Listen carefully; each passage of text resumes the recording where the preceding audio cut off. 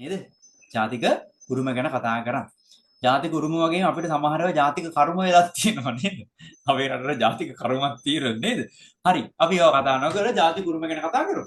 ඒ ජාතික උරුම වලදී අපි ජාතික උරුම කොටස් දෙකකට බෙදුවා ගිය සතියේ මතක ඇතිමයි පුතාලට මේ ස්පර්ශ කරන්න පුළුවන් උරුම සහ ස්පර්ශ කරන්න බැරි. ස්පර්ශ කරනවා කියන්නේ ඉඹිනව නෙවෙයි ඈ.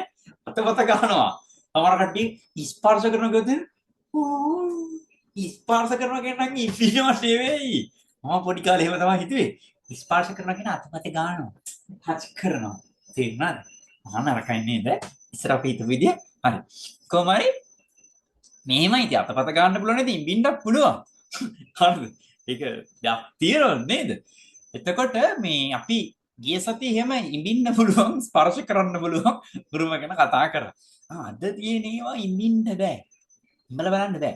නේද? ටච් කරන්න බෑ. ටැන්ජිබල් නෑ යාලා. අස්පෘශ්‍ය උරුම.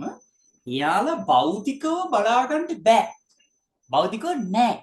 බලා ගන්න බෑ. බලා ගන්න නෑ. තේරෙනවද? මේ වගේ දේවල් ටිකක් අපිට උරුම වෙලා තියෙනවා. විශේෂයෙන්ම මේ ඒවා ඔයාලට උගන්වන්නට ඕනේ. ඒවා සමාජේ නෑ දැන්. ලකුණු කට්ටිය ගොඩාක් කියලා තියෙනවා ලකුණු. දැන් මට එක්කෙනෙක් දාලා මම මැසේජ් බැලුවා. එක්කෙනෙක් දාලා දෙන මැසේජ් එක ගිය පාර 75යි මේ පාර 98යි කියලා. සෝවිගිය ලකුණු ගොඩාක් කියලා තියෙනවා. ගොඩාක් හොඳ ලකුණු තියෙන හැමෝගෙම. කොහොම හොඳයි සතුටුයි. නියමයි. ඒක තමයි වෙන්න ඕනේ.